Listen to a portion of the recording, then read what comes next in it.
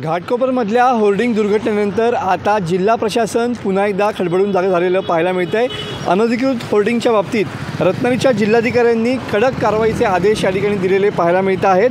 अनधिकृत आणि धोकादायक होर्डिंग त्वरित हटवण्याच्या सूचना ज्या आहेत ते रत्नागिरीच्या जिल्हाधिकाऱ्यांनी दिलेल्या आहेत। घाटकोपर मुंबई येथील दुर्घटनेच्या पार्श्वभूमीवर जिल्ह्यातील होर्डिंग आणि बॅनर याचा आढावा जो आहे तो जिल्हाधिकारी एम देवेंद्र सिंग यांनी घेतला आणि सर्व कार्यालयीन विभाग प्रमुखांना आपापल्या कार्यक्षेत्रातील सर्व अनधिकृत होर्डिंग तसेच धोकादायक स्थितीत असलेले होर्डिंग तात्काळ सर्वेक्षण करून हटवण्याच्या सूचना या ठिकाणी दिलेल्या आहेत।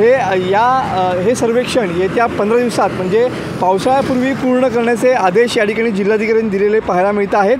त्याचबरोबर जे अधिकृत होर्डिंग आहेत त्या संदर्भातले स्ट्रक्चरल ऑडिटसुद्धा करण्याच्या सूचना या दिल्या गेलेल्या आहेत। त्याला 15 दिवसांची डेडलाईन या ठिकाणी देण्यात आलेली आहे। तर नगर परिषद हद्दीमध्ये कुठल्याही प्रकारचं अनधिकृत बॅनर किंवा होर्डिंग लावण्यात येऊ नये आणि तसं लावण्यात आलेले असतील तर त्याच्यावरती त्वरित कारवाई करण्याच्या सूचना देखील जिल्हाधिकाऱ्यांनी दिलेल्या पाहायला मिळतात। या संदर्भात आढावा बैठक या ठिकाणी घेण्यात आली आणि अनधिकृत होर्डिंग संदर्भामध्ये कडक कारवाई करण्याच्या सूचना ज्या आहेत त्या रत्नागिरीच्या जिल्हाधिकाऱ्यांनी दिलेल्या पाहायला मिळत आहेत। मनोज लेले, TV9 मराठी, रत्नागिरी।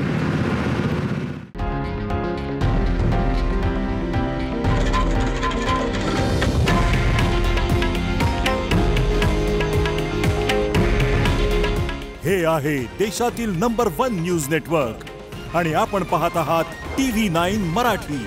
काळजी तुमची, हित महाराष्ट्राचं।